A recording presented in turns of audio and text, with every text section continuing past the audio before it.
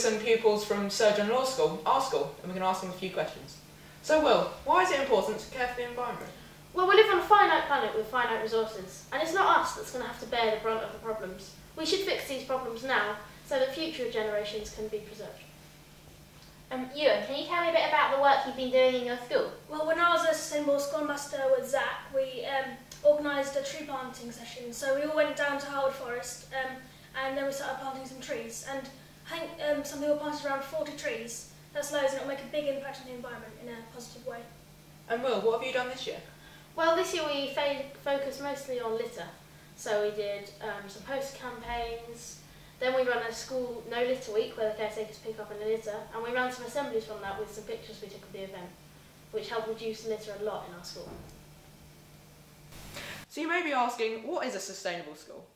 A sustainable school is a school which believes in the values that you should care for yourself, so your health and your well-being, care for each other and looking out for your friends, and also care for the environment. So that may be your local environment or the world entirely. So how does the Sustainable Schools programme work? Well, I'm Mrs Cox and I coordinate the programme. I'm based at Sir John Law's School. Basically all the schools in Harpenden and St Albans and the villages around are all invited to select some ambassadors. So each of the schools select 2 ambassadors and the infant schools have 4 ambassadors. And it's up to the schools how they choose their ambassadors.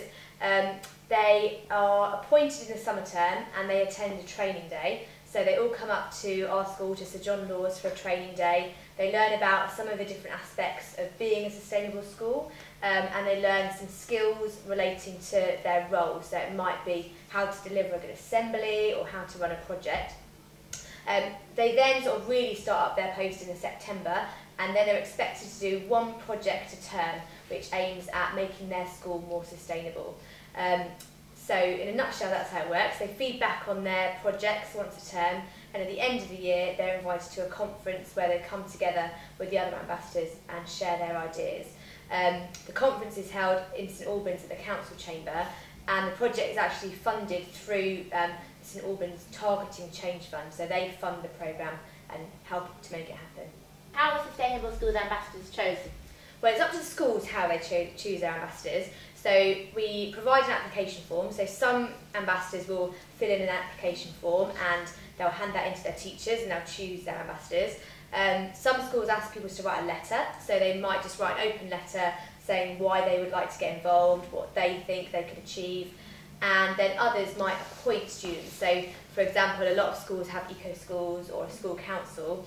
So the teachers might see there's 2 good students on those eco-councils or school council and invite them to be ambassadors. So we leave it up to the schools. What did you do on your training day? Well, on the training day we did 3 different activities. Yeah. And we chose which ones we did. And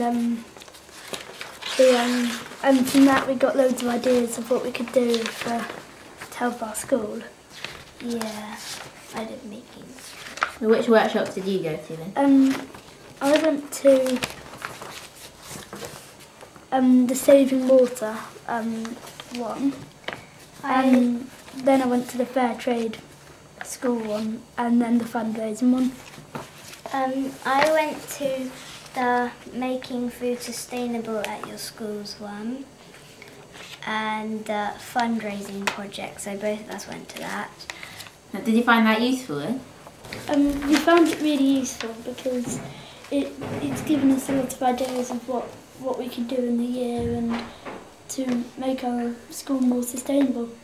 And I think I probably found the most useful was the fundraising, because we're trying to do a lot of fundraising at the moment for buying bird seed and more bird feeders and what are they called, houses? Bird boxes. Bird boxes, yeah. It's not only secondary and junior schools we like to visit. We've also been to see an infant school who decided to, despite the cold weather, show us their snack waste bin outside. As you can see, it's in full use. Behind them is their gardening area, which they use quite often, and they're very proud of the plants they've been able to grow. They find it absolutely great that they can learn about the environment they're trying to save by being in it. When we visited Maple School, they showed us their notice board. As you can see, it's a very innovative and sustainable notice board, as it's used newspaper as a backing. On it they detail their activities they've been doing, such as tree planting, and show their certificates that they're proudly displaying. Having a notice board makes people aware of the activities that you're doing and constantly raises awareness about your initiatives. Another way of getting your voices heard is by using a website. There are several websites associated with our programme, in particular this website called The Pod. It's a nationwide website where news articles and ideas are posted. Being eco, and it gives you ideas and gives other people ideas of what other schools have done.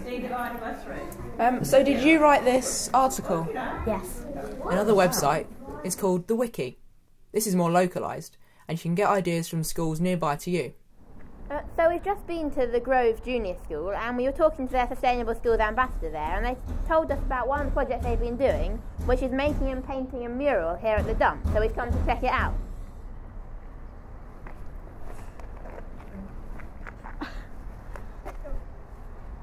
It's got some pretty good messages, and I think it's quite eye-catching to everyone who comes here and visits. They've got a good message from some persuasive Sustainable School ambassadors.